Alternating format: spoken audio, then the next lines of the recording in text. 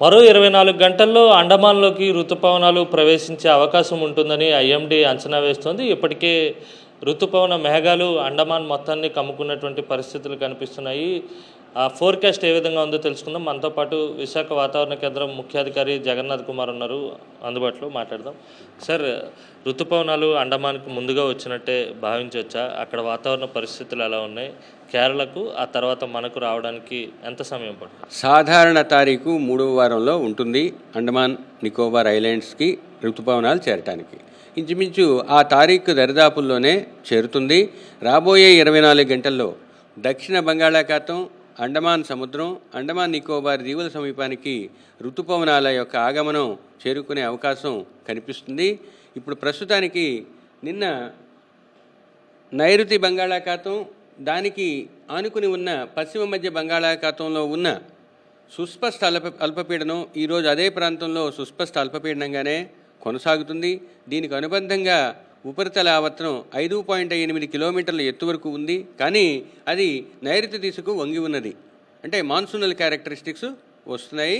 ఇక రెండవది, రాబోయే 2 రోజుల్లో ఈ సుస్పష్ట అల్పపీడనం ఈశాన్య దిశలో పయనించే అవకాశం కనిపిస్తుంది.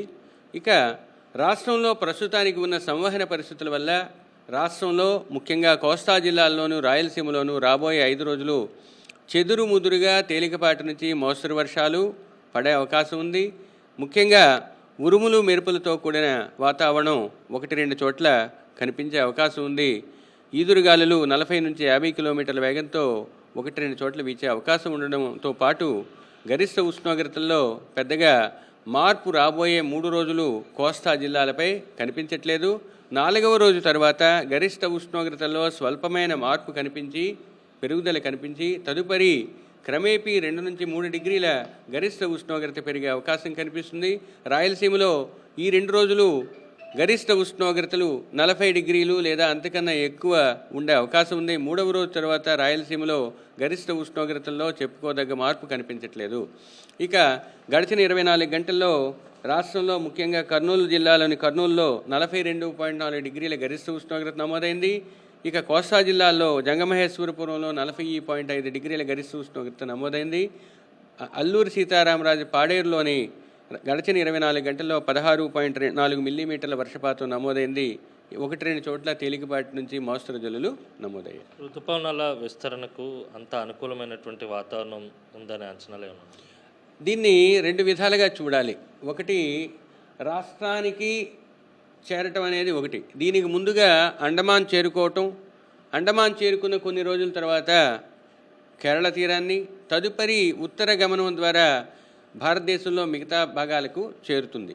ఇవి డిఫరెంట్ ఫేజెస్లో జరుగుతుంటాయి. ప్రస్తుతానికి ఉన్నది ఈస్టర్న్ ఫేజు, అంటే ఈ బంగాళాఖాతంలో ఉన్న బ్రాంచు ఇక్కడ యాక్టివ్ అవ్వటానికి అనుకూల పరిస్థితులు ఉన్నాయి. అంటే ఇక్కడ ఉన్న ఋతుపవనాల యొక్క సరళి వల్ల ఇంకొంచెం పైకి వెళ్ళి ఈశాన్య రాష్ట్రాలకు వర్షపాతాన్ని కలుగజేసే అవకాశం కనిపిస్తుంది. తర్వాత కేరళ తీరం కొన్ని రోజుల తర్వాత ఆంధ్రప్రదేశ్ లాంటి రాష్ట్రాలకు చేరుకునే అవకాశాలు కనిపిస్తుంది. ఇది మొత్తం మీద ఋతుపవన గాలులు, ఋతుపవన మేఘాలు అండమాన్ తీరాన్ని కమ్ముకున్నాయి. వర్షపాతం కూడా అక్కడ నమోదవుతుంది. పూర్తిగా విస్తరణకు కూడా అనుకూలమైనటువంటి వాతావరణం ఉండేటువంటి అవకాశం ఉందనే అంచనాలు కూడా స్పష్టంగా కనిపిస్తున్నాయి. అయితే సుస్పష్టమైనటువంటి అల్పపీడనం పశ్చిమ మధ్య బంగాళాఖాతంలో కొనసాగుతుంది కనుక దీని ప్రభావంతో రానున్నటువంటి 5 రోజుల పాటు ఏపీలో అక్కడక్కడ తేలికపాటి వానలు కురిసేటువంటి అవకాశం కనిపిస్తుంది. గరిష్ట ఉష్ణోగ్రతల్లో పెద్దగా మార్పు లేదని ఐఎండీ స్పష్టం చేస్తుంది. వీడియో జర్నలిస్ట్ అప్పలరాజుతో కలిసి అనిల్, సాక్షి టీవీ, విశాఖ తుఫాను హెచ్చరికల కేంద్రం నుంచి.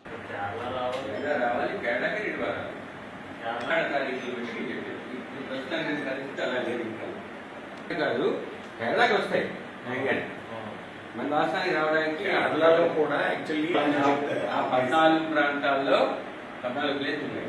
60% వర్షపాతం, 2.5 మిల్లీమీటర్లు అంతకన్నా ఎక్కువ వర్షపాతం 2 రోజులు కన్సెక్యూటివ్గా రావాలి అనుకున్న డేట్ తర్వాత.